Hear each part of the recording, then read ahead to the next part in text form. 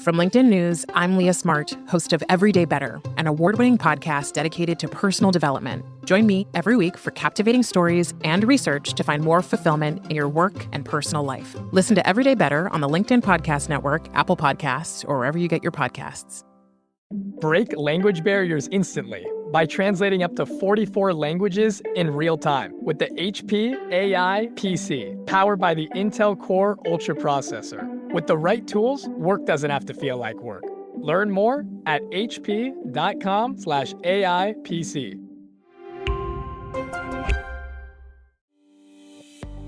Hey, I'm Kwame Christian, and you are about to step into the world of Negotiate Anything, the #1 negotiation podcast in the world, where we teach you how to make difficult conversations easier while getting more of what you want in the process.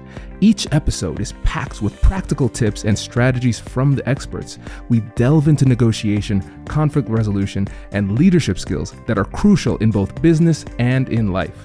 Whether you're closing a deal, managing a team, or navigating personal relationships, Negotiate Anything provides you with the tools you need to succeed. Our conversations are real, relatable, and most importantly, rooted in practicality. So if you're ready to transform your conversations and elevate your negotiation skills, join me on Negotiate Anything. Subscribe and listen on Apple Podcasts, Spotify, or wherever you love to listen. Let's make every conversation a winning negotiation. All right, Jade, thanks for joining us. Hey, thanks for having me, Kwame. I appreciate it. Yeah, man, it's great having you. And it is great to have you in person. Listeners, it's been probably like 2 or 3 years since I've actually done a podcast in person. So this is crazy. It's really cool. So Jade, how about you get it started by telling us a little bit about yourself and what you do? Well, thanks. First, I can say I've known you from way back when. So I think we'll start with that. But a long way from Ohio State, and so I'm proud to see what you're doing, and seeing where you and your family have came in that time. So I knew it then. I'm glad to see it now. Appreciate that. So Jade Davis, I'm Vice President of External Affairs at the Port of Cleveland, and I oversee our government affairs, communications, marketing, energy projects, offshore wind, ESG projects at the Port of Cleveland, and then also our philanthropic giving. And so that ranges from everything from, small micro grants and things like that to, 6-figure grants that we give to organizations and communities around the Cleveland area that are working to improve quality of life. Prior to the port, I worked in K Street in DC. And for those who aren't familiar with public policy and government, I was a lobbyist in the electric utilities industry. And then also prior to that, I during my time where I worked in the same atmosphere as Kwame at the Ohio State House and Public Utilities Commission when we were both younger, and I had much more hair. And so I have been at the nexus of public policy, business, and politics for my entire career. And, just recently finished at Harvard Business School. And I'm an alum there now and focus a little bit more on my leadership and organizational development aspect of my business school journey. And I feel that it rounded out my career preparation for this point as I go into this, sort of halftime of the career right now. Yeah, no, this is great. This is great. And so listeners, you can see why I want to have Jade on the podcast. Just an incredible depth of experience too. And one thing that you didn't mention, I want to make sure you get a shout out too for the public affairs company that you and your wife have as well, because that entrepreneurial background will inform the way that you negotiate as well. Yeah. Both of us have families with some deep entrepreneurial roots, and we started Thornton Buckeye Group. It's my wife's company, and literally we started in Washington, D.C. when we were living there, 2014, as a way in order to help some of our friends with developing their political strategies, and some were running for office, some working at companies in which they were tasked with finding out more information. And it has now morphed into, right now it's the largest African-American female owned public affairs firm in Ohio, based in Cleveland, clients all over the country. And, I've seen my wife do a lot of this more full time than me, but I serve as a senior advisor and help out, especially a lot of energy and political campaign strategy, things like that we may help with some clients. And she focuses a lot more on the coaching, the policy strategy, everything from helping clients do engagements with DEI to helping clients doing engagements with getting white papers and developing public policy, managing, lobbyists at the state, federal, local level, and all those kind of things. So it's a full service public affairs firm, and we're proud of it. This is great. This is great. So I think we have set the stage for your life. And really what we're going to do is we're going to use your professional career as a case study for different negotiation and persuasion endeavors. And so the focus of this episode is going to be on how to get to yes, essentially how to persuade as a leader. And so when you think about your approach to leading and managing and moving people from one position to another position with your communication style, what would you say is your ultimate goal in every conversation? I would say, depending on what the what role I play within this negotiation, it is to get to yes, especially if I am managing up and I'm talking to my CEO and we're trying to figure out what to do. He may have a different opinion, or he or she may have a different opinion. And I am trying to figure out, how do I maintain my role, autonomy, and all those kind of things while still making sure that I'm delivering what's needed.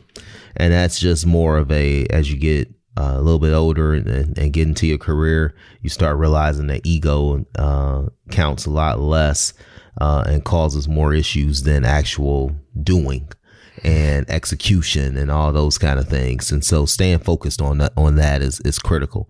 When I'm managing laterally or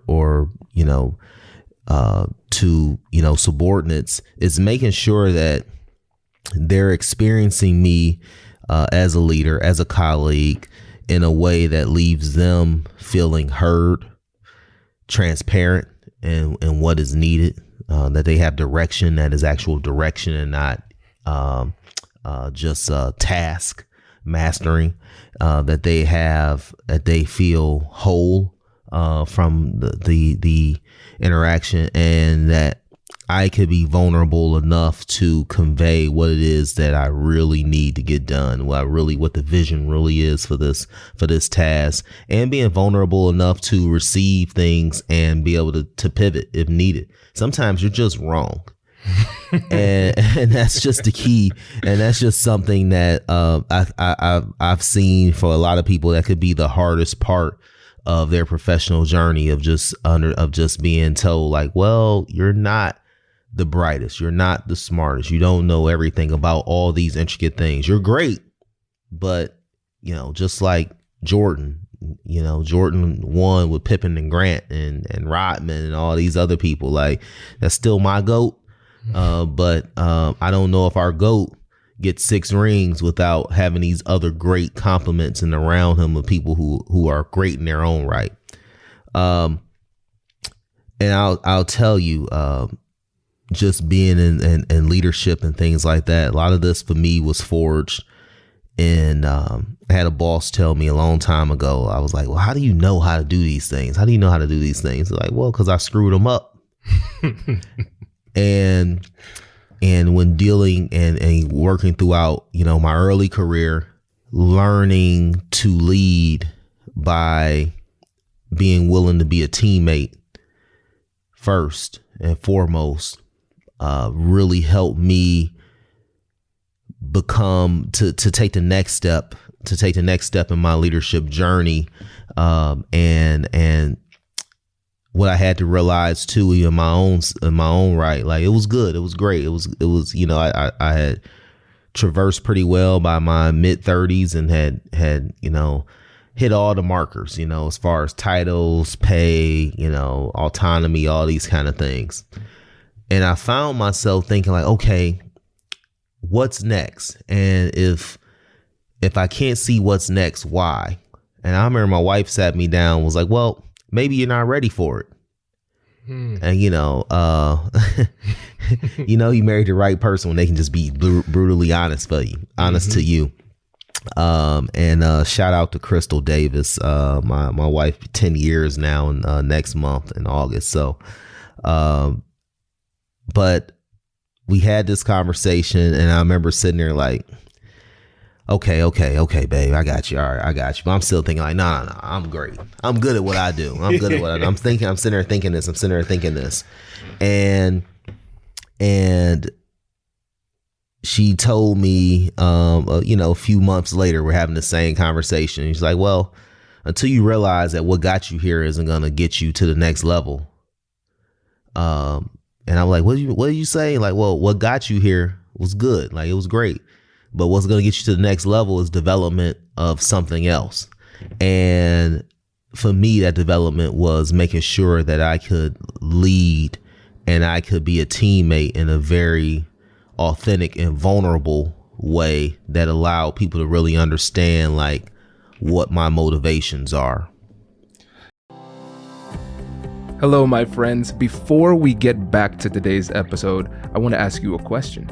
Have you ever wondered how to elevate your team's negotiation game and how you can help the folks on your team have better, difficult conversations? At the American Negotiation Institute, we offer transformative keynotes and workshops tailored to empower professionals with top-tier negotiation and conflict resolution skills.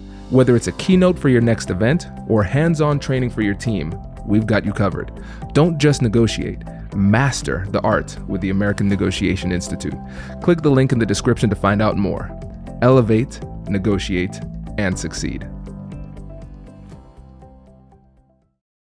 Introducing the HP AI PC, your powerful AI assistant.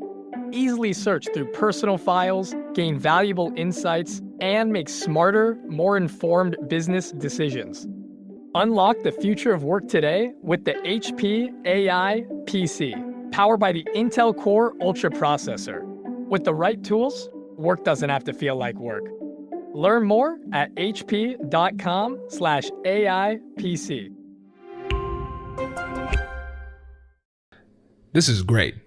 And there's so many interesting things that you said that I want to dig into. I think let's dig. The first interesting thing was somebody in the Cleveland area admitting that Michael Jordan is the greatest of all time. I think that was fascinating. But that's for a different podcast. I'm of that generation.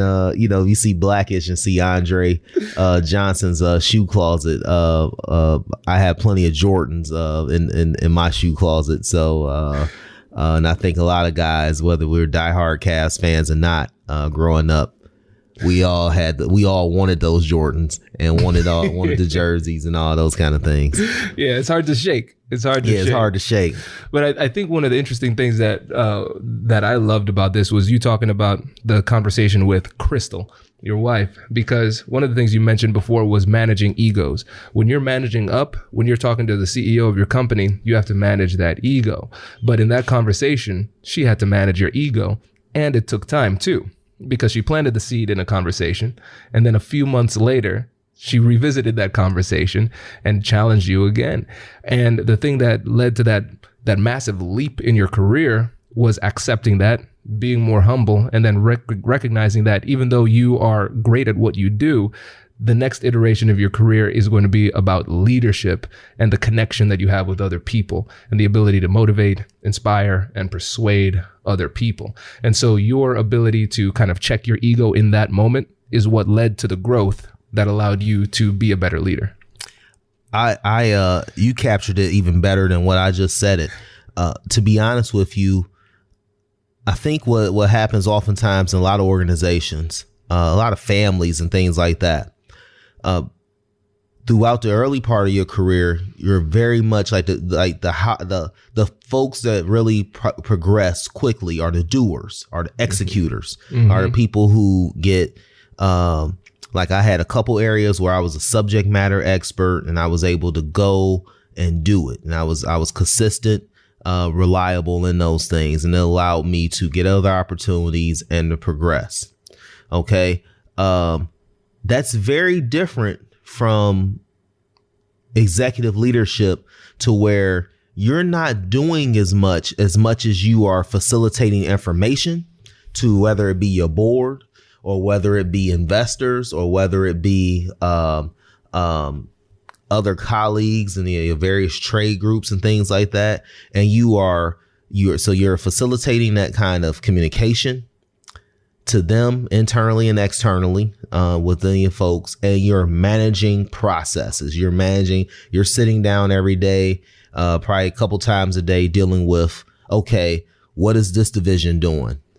Are we hitting our KPIs there? What is that division doing? Are we hitting our KPIs there? Why or why not? What can we continue to do better? These are questions you're asking now. And you still have doers who are going to be future leaders, who are going to be sitting in that seat someday, who are executing those things and getting those and hitting those KPIs, or trying to figure out why they're not, and adjusting and things like that. What we sometimes fail to do is that when I had got into leadership position, I was coming out of a doer mind frame. And so I'm leading as a doer, and I'm leading people who are also doers. And I'm saying, okay, let's get this done. Like, we got it, like hell or high water. Let's get this done. Let's get these things done. This is how we got to work. This is how we got to do it. And it's like, well, I'm not quite sure. I'm not quite clear on that vision. I'm not quite clear on these things. I'm not quite clear on that. And a lot of organizations, and individuals, and me included, had a hard time, for about a year and a half or so of my career, thinking like, well, am I good at this? Am I right at this? Am I leading us to the right place at the port? And it was when I realized, with the help of Crystal, that, well, your role is different. It's still about getting to the goal, but your role in getting to that goal is very different now. And those things, are the things that really help organizations take that next leap or maintain being a well-oiled machine. And that's why, small organizations don't struggle with it as much, because you can see it. When you get larger and larger, it becomes harder and harder to spot, because, success is great. Everybody wants to be a part of it. But it's just like I tell kids all the time, like, you can look at LeBron James and like, I want to be LeBron. I want to be LeBron. But are you willing to shoot those 2,000 jump shots a day when you're 14, 15? Are you willing to put in all that kind of work, even now that you don't see, just to get to that 48 minutes on the court? Those kind of things is sometimes those are things that are missed, that are critical. So even you can have very talented people, very, very good product that never quite reaches its full potential because of, the disconnect between these stages of leadership and the stages and how that changes. Yeah. Just like my CEO has a very different role than I do as well. And if you go and just plot me or one of my other, colleagues in the VP level into that seat, if we don't realize that, probably not going to be in that seat long. But everyone else suffers as well within the organization. Absolutely. And I've heard it described as the leadership lid. Like, a team cannot, or it's very difficult to outperform the quality of the leader. And so your team will grow and advance as you, as the leader, grow and advance. And one of the things that you mentioned there was, you've mentioned it a couple times actually, the role, understanding your role, and especially understanding the shift where you were before versus where you are now, and your role relative to other people. Because even though you're going to be authentic through all of your conversations, your approach is going to change based on who it is that you're talking to. What's your role? What's their role? What's the interaction of the role? Yeah. So how do you maintain your authenticity in these conversations, even though you might adjust your strategy based on who it is you're talking to? one of the main things about maintaining authenticity is just having a real curiosity about who people are, how they got there, where is it that they want to go. So it's not a single person that's going to be on a team that I lead that I'm not going to try to find out, like, what is your goal? What do you want to do? How did you get to here? And those things will tell you a lot. And I remember, and I do that because very early in my career, I appreciated people that did that because it allowed me to ask questions and get feedback about things I didn't even know to ask about. And it allowed me very simple things like when I first started working at the State House, I thought I was going to be involved in more like just purely urban affairs issues. And when I started talking to folks that were in the caucus and doing policy work, they were like, well, what is it what's your background and things like that? Have you thought about energy and tech and, sort of forward looking things like that could really help deal with some of those urban issues in which I was thinking about, which jobs and availability and quality of life and all these kind of things. And it allowed me to think like, oh, I can affect those things maybe from a place where I'm more interested in and from a broader perspective by pivoting to that. And it ended up providing me with a career path that has been great for me and has been joyful for me. It's because I had a clear, dedicated interest in trade and shipping and energy and utilities and all these kind of things that I work with on a daily basis now. And so the one thing I'm trying to do is make sure that if I'm talking with folks on my team, where is it that you've been? Where is it that you want to go? And with that, you can understand where people, like, you just ask simple questions. It's just asking the question sometimes, like, where do you feel you could be best utilized? What's the thing that gives you the best joy? And some of that is whether it's a consultant or that's external or that's working with you or internal employee. Sometimes you can develop your best talent within the organization and other places right under you by saying, hey, okay, if you really want to go to law school, I really want you to sit down with our legal counsel and begin to map out what that looks like. And when we're doing policy papers, I really want you to focus in on, where do you think we may have issues at in regulation or in legal and things like that, and then be that liaison. And you gain loyalty, you gain respect, but you also gain a sort of ease of working within the organization and where people are okay now to admit, like, okay, you know what? I may have not delivered on that. I may have been wrong. This is good. So let's go back to early in your career when you were utilizing that curiosity yourself, because what you're finding, and you correct me if I'm wrong on this, Jade, you're finding that even though you had a very clear perspective on what your value add would be, focusing on urban affairs, when you started to have those conversations with other people, you started to realize that you could still fulfill your life's goal, your mission, and all of those things while still being interested in the trades, in energy, and those types of things, right? And so you were able to make a minor tweak, but still it was in alignment with your overall goal, right? To be honest with you, early on in career, it's not even early on career, throughout life, you only know what you know. You only know what you've been exposed to. Yeah. You only know what is relative to your experience.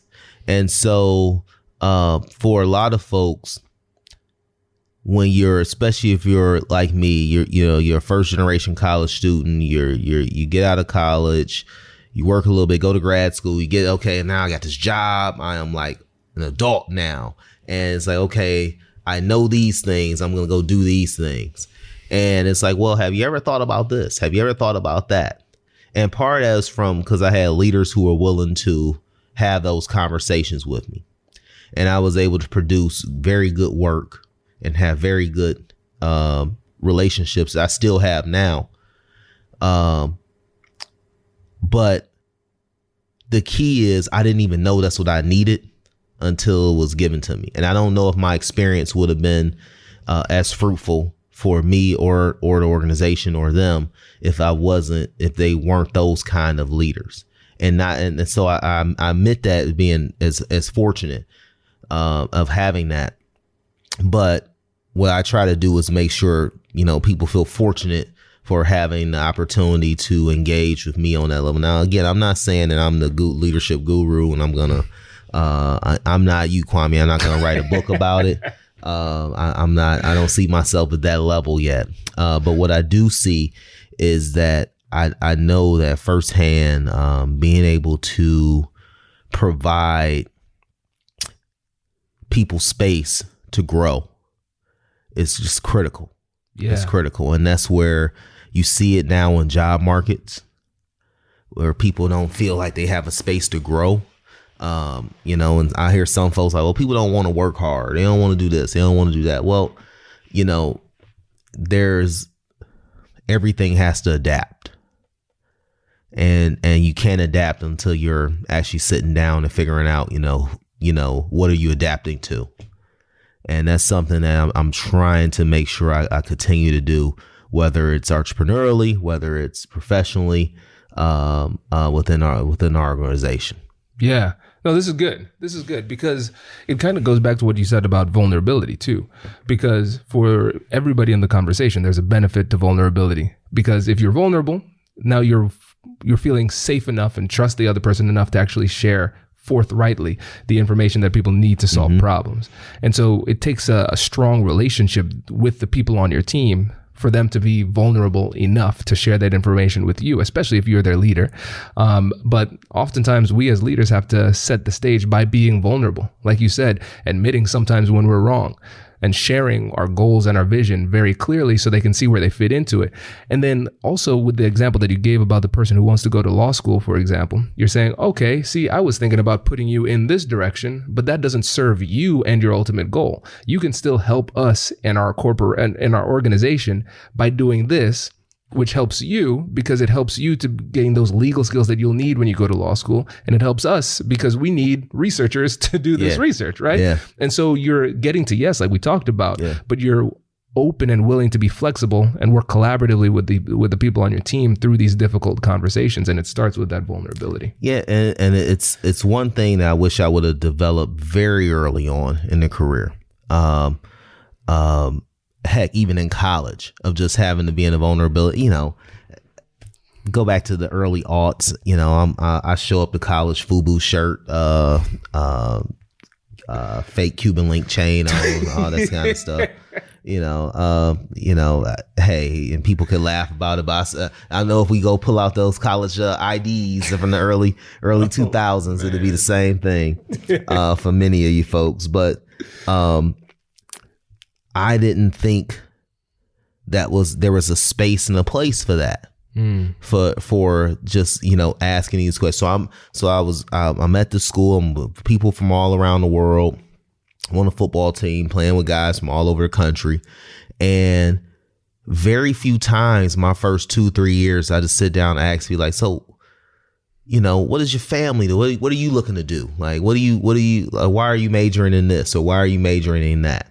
And so one thing that I'm talking with my nieces and nephews about, I always have, is like, hey, continue to network, but don't just network just to get to know folks, like get to know who they are, and all those kind of things. And I think that that is something you have to sort of learn, because I'm not quite sure that that's something you may have to unlearn, of not connecting with people, because I'm not quite sure that's something that's being taught. It's not going to be taught in school to connect with people on that kind of level. And for a lot of families, us included as parents, you're trying to make sure your kids are very set on being the best versions of them and, connecting with other folks on a deeper level is very much like not a top tier issue when you're raising them. And so, that's something I think that the connection piece is just critical. And I'm not saying, sit down and tell folks, your darkest, deepest secrets or nothing like that. What I am saying is that being open to having a conversation about the person that wants to pivot to law school, being open to a conversation, a person's like, this is just not. This is, I see myself in your position one day. How do I get there? And don't take it as a threat, but take it as, okay, this is an opportunity to develop the next wave of leadership. And I'm a firm believer that the more people you develop and the more people that you help along the way, it can be very, very beneficial to you in your journey as well. The more allies you have, because that person may not take your position at your organization, but they may go take a similar position at another organization, which then you can partner up with, or you can leave and go to, and have all these kind of things, all kind of different aspects of that. And so great. I think it's just keeping the connection and being open to the connections. Yeah, no, that makes a lot of sense. And being open, it's much easier said than done. And like you said, much. You have to unlearn that previous, I would say a lot of times it's self-preservation, because we see the risk of sharing. I heard one of my previous podcast guests, Austin Hill, he described trust and vulnerability really interestingly. He said, when you're being vulnerable with somebody, you are giving them the keys to your own destruction and hoping they don't destroy you. Mm-hmm. And I mean, like, when you think about that level of gravity, that's pretty significant, And like you said, you're not always sharing your deepest, darkest secrets, but you do recognize, like, hey, if I open myself up, there is some kind of danger if they take it the wrong way.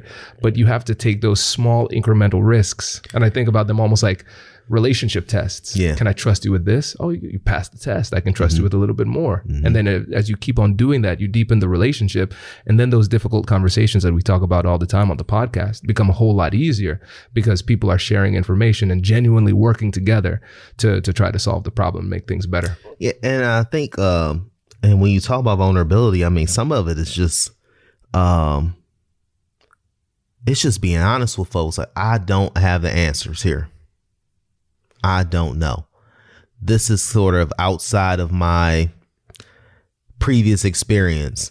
I may have to go back and do some more reading. There's all these kind of things that are going on within the everyday of a project. I just had a critical conversation with my CEO last week about some things that we had to get done, some decisions we had to make as an organization. And he was very honest and said, hey, I don't know. Like, I need you to figure this out for me and help me and help me, get to this. I got to trust you in this. Mm-hmm. And those are kind of things. You're right. Yeah. It's giving them the keys and things like that. But we've been working together now for 6 years, and I'm quite sure it would have been 6 months if he felt that he could not come to me and have that kind of conversation and get an answer that is going to be fact-based, that is going to be rooted in truth, and fit within the goals of the organization, the great organization. Those are all things that I think are necessary, though, because you just can't do it alone. As good as we think we are, you just can't do it alone. And I don't want to take NBA analogies to, real life, but oftentimes you look at all these like championship dynasties and things like that. I'm not the LBJ hater that some folks are. I think LeBron James is going to go down at the end of the day as one of the, greatest all time. He's a top 5 player, no doubt, hands down. All time. But people say, well, he needed so much help. And I'm looking around like, go through all these dynasties, go back to the 40s and 50s, like Hall of Famers galore on all these teams that won 3, 4, 5, 6 titles. These weren't just, these weren't YMCA guys that were out there with 1 star. This is not how it works. And so if you have a great organization, a great product, all these kind of things, there's probably a lot of stars. There's probably a lot of people that could be CEO. A lot of people. There's a lot of people that can be VP. There's probably a lot of people that can be a senior director, manager, all the way down to greeting at the front door. There's probably a lot of people that can do those things within that organization. But the organization is someplace worth being. That's what you need. A lot of people that are willing, that can step up if need be. Exactly. And to that point too, even if you could do it all by yourself, you wouldn't want to, because it would be exhausting and unpleasant. Yeah. Would you enjoy it? Would you have enough left to enjoy it, to see it?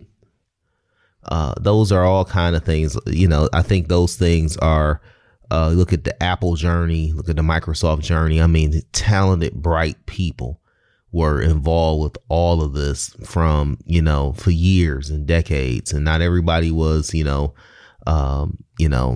Jobs or,